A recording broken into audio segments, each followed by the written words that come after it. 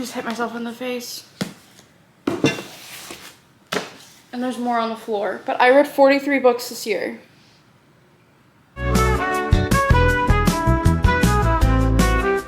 Hello everyone, welcome back to my channel.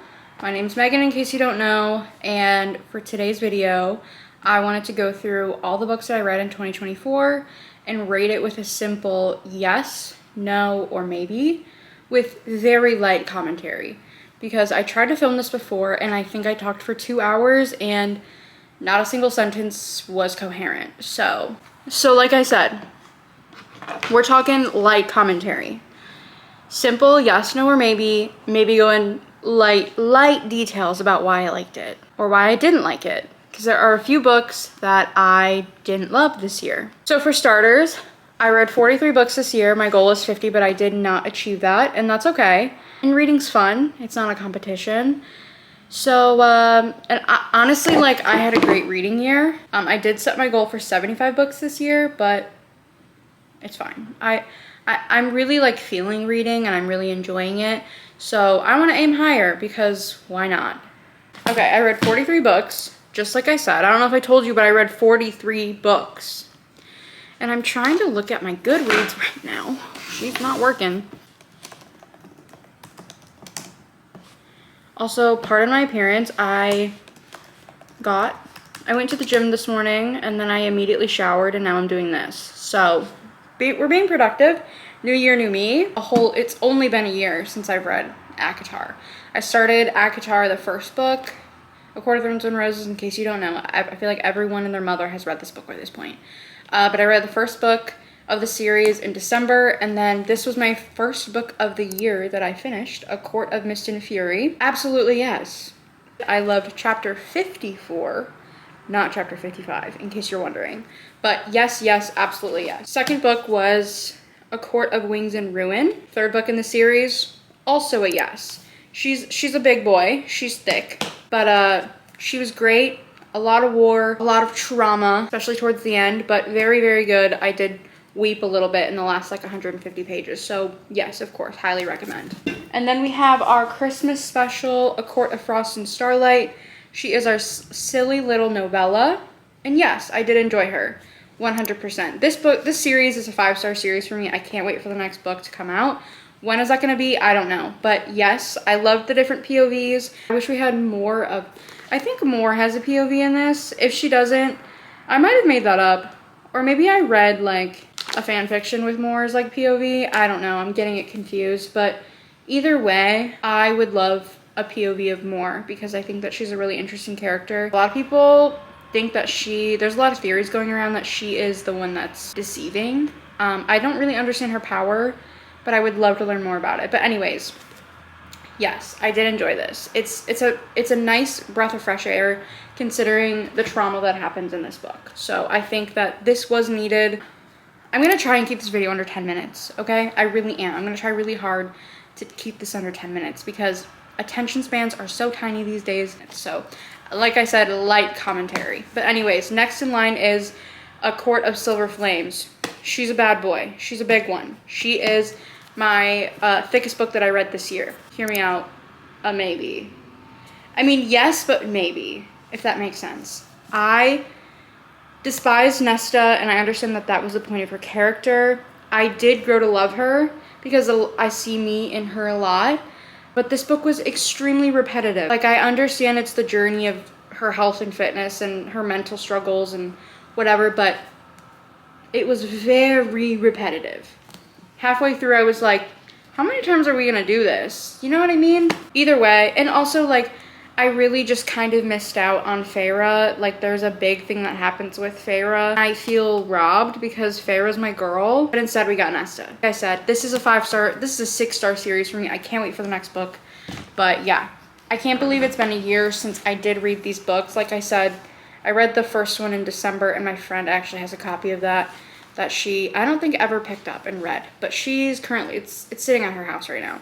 But I did read these. Next up, I read None of This Is True by Lisa Jewell. I technically didn't read it. I did listen to it, and it was a yes for me. I enjoyed it. I loved the podcast feel, and I loved listening to it because it was a podcast. Once Upon a Broken Heart. Hear me out? Maybe.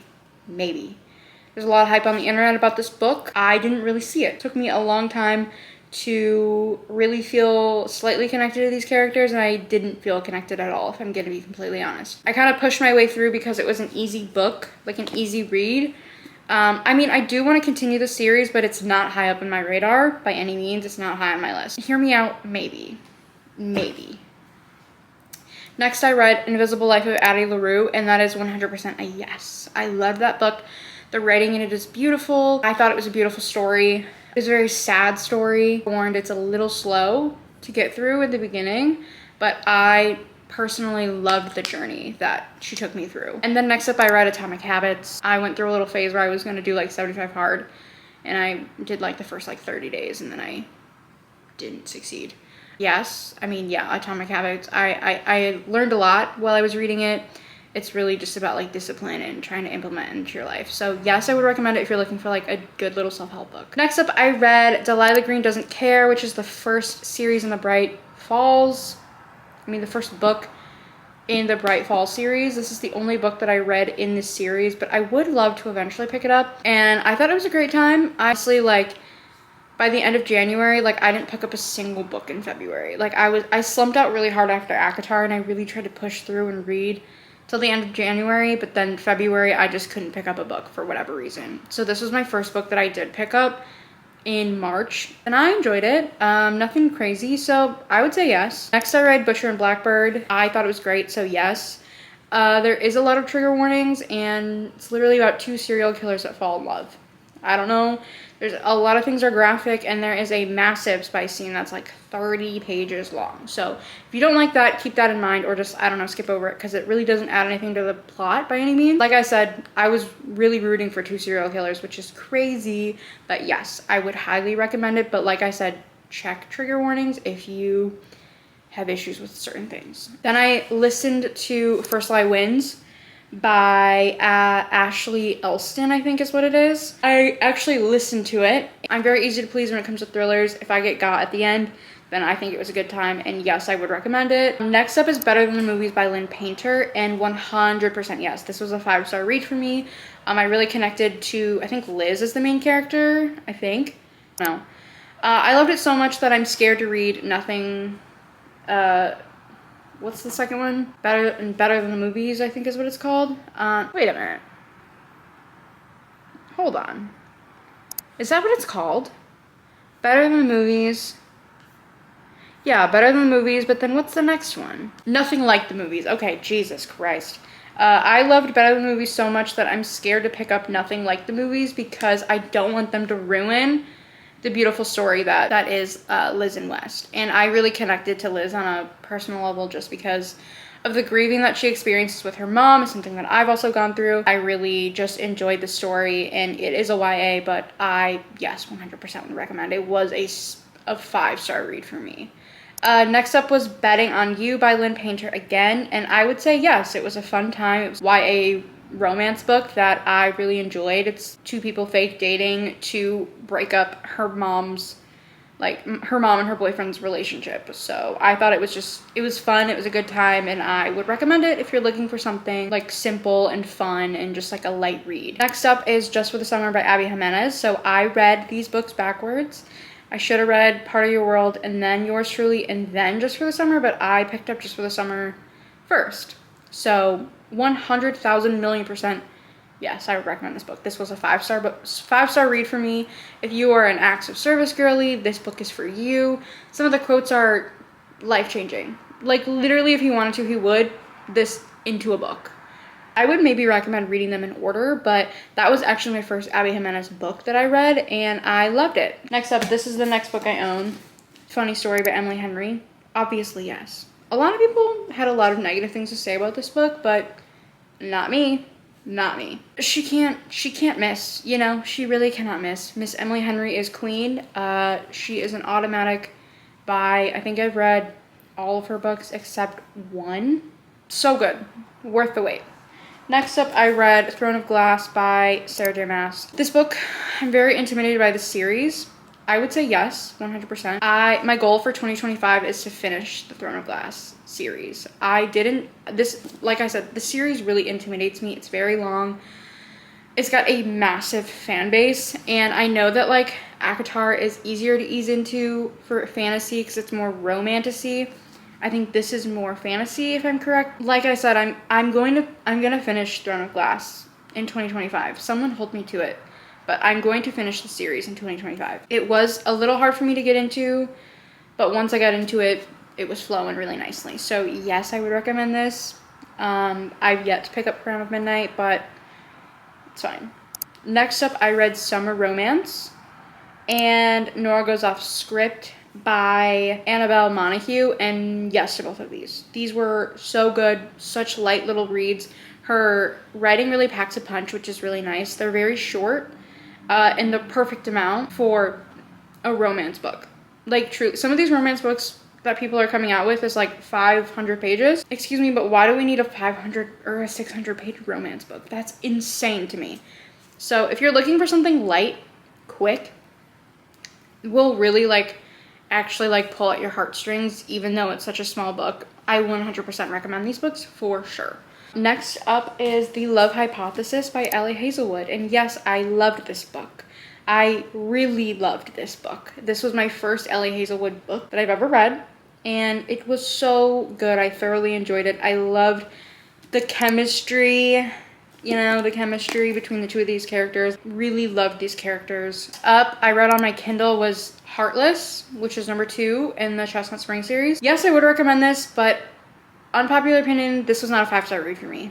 This is everyone on the internet's favorite book, and this was my least favorite book. Well, no, that's not true. I picked up this book a long time ago and then put it down, and I really softy-enoughed it for a long time because Cadence, whatever his name is, something that he does is like a major book ick for me, like in a male character. I couldn't see past it for a really long time. And then finally I decided to pick it up, and then once I got started, I really enjoyed it. Like, he was really icking me out for the first like 5 or 6 chapters. So for that reason, it's not my favorite by any means. I did enjoy the like single dad thing that she had going on in that book. And I did really like Willa's character, but like I said, it was really Cadence, I don't know. He really icked me out for a hot minute. Yes, I would recommend it, but it was not my favorite in the Chestnut Spring series. And then next up, I read Powerless by Elsie Silver again, which is the 3rd book in the Chestnut Spring series. And yes, 100,000% I would recommend this book. I feel unpopular opinion, but this was my favorite book in the Chestnut Spring series. I loved Jasper so much. I really, really resonated with him.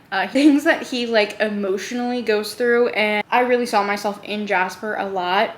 Like, this was a 5-star read for me, 100%. A lot of people seem to hate on it, but not me, babe. It's my favorite. Next was Reckless, which was number 4 in the Chestnut Spring series, and yes, I would recommend this. I really did enjoy this. I really liked Winter.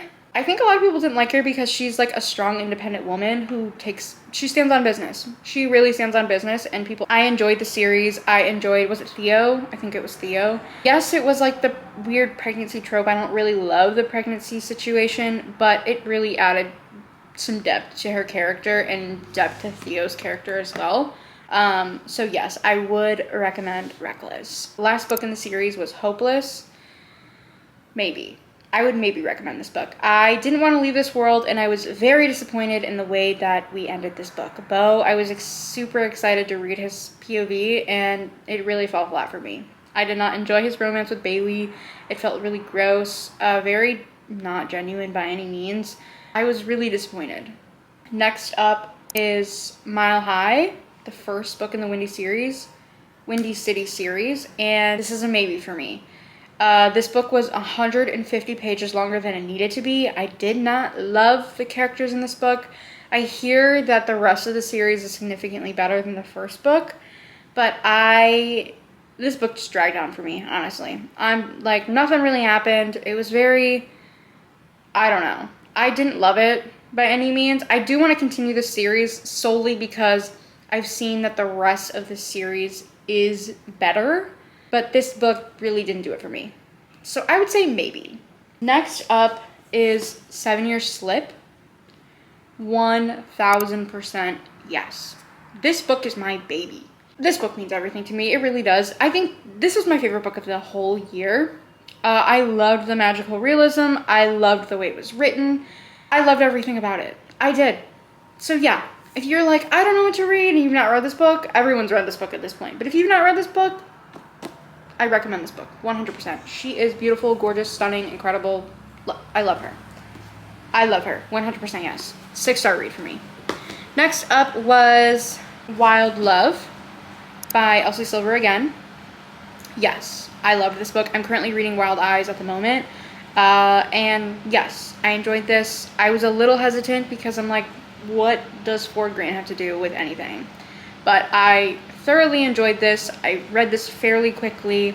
It was very good. I really love Elsie Silver's writing. I want to live in an Elsie Silver book so badly. It's not fair. It's not fair that this is fake because I want to live here. I want to live here.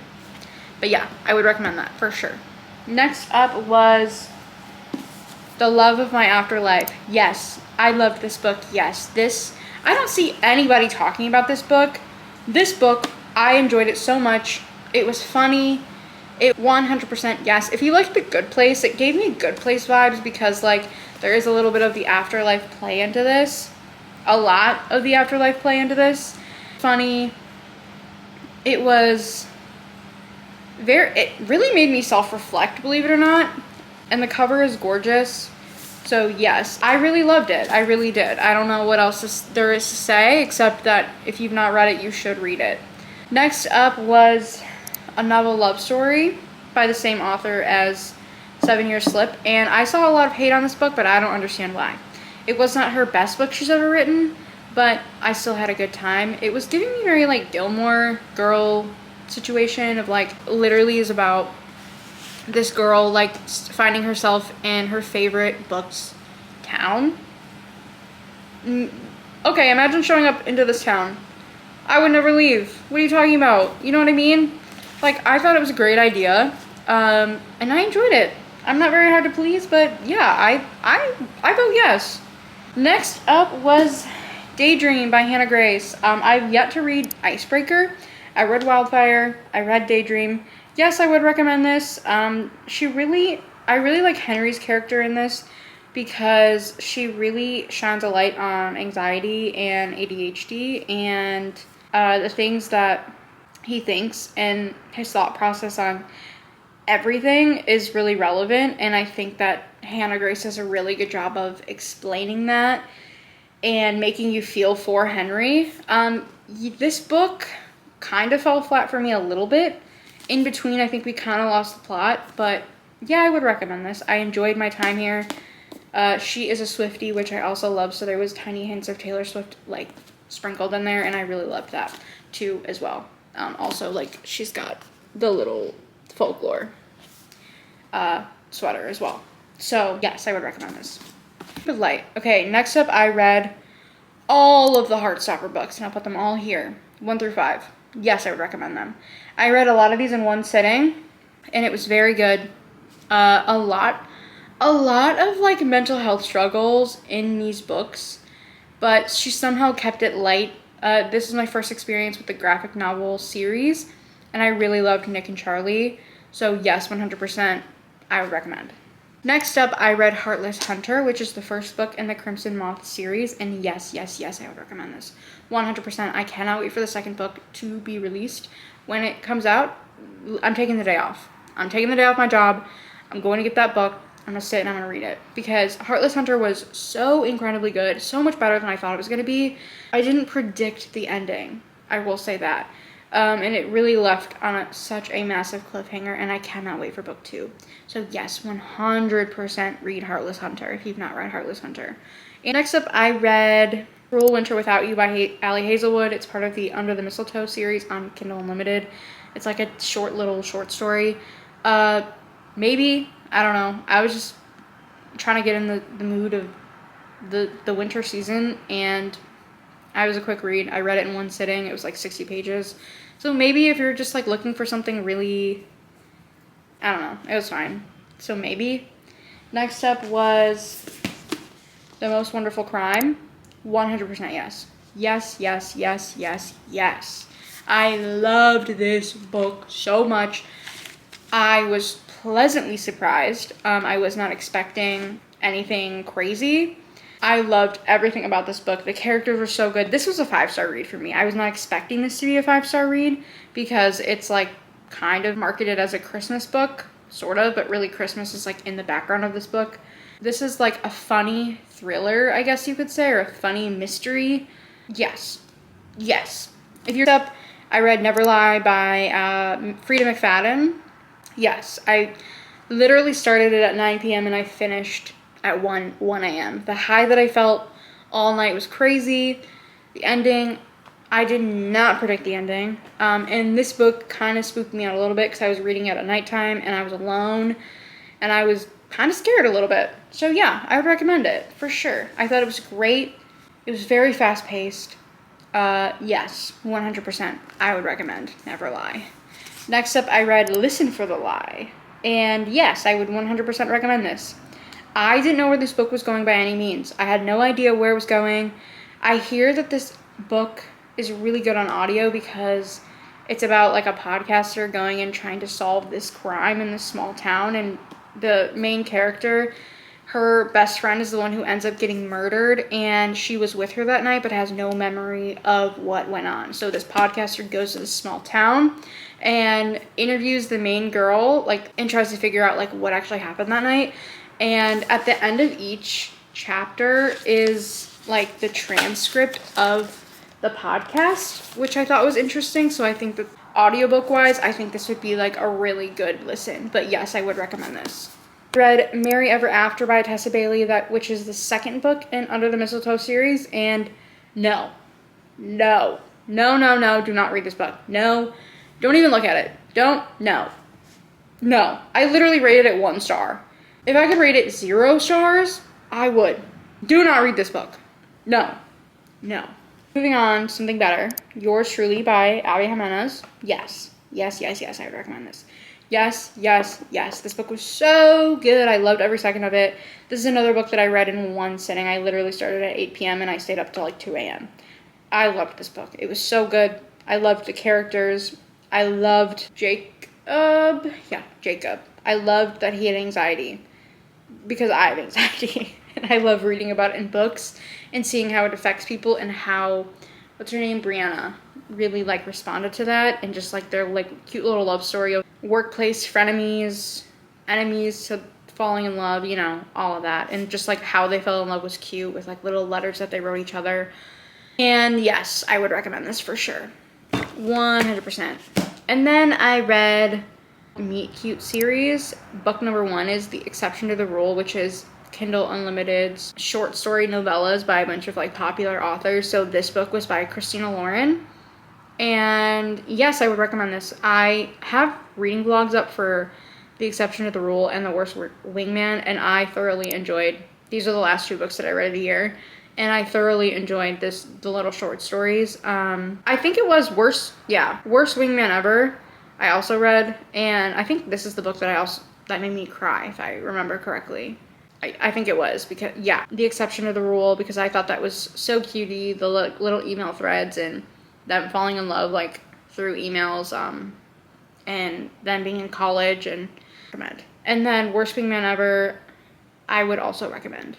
And this book made me cry. If you're wanting to like go into more detail, I'm not gonna like go into detail about this because like I said, I have my reading vlog with these 2 books in them. So, but yes, I would recommend them.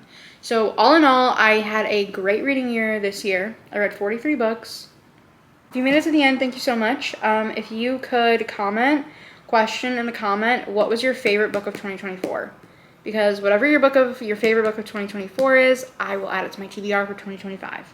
So yes, thank you so much for watching, and we will see you on the next one. Bye.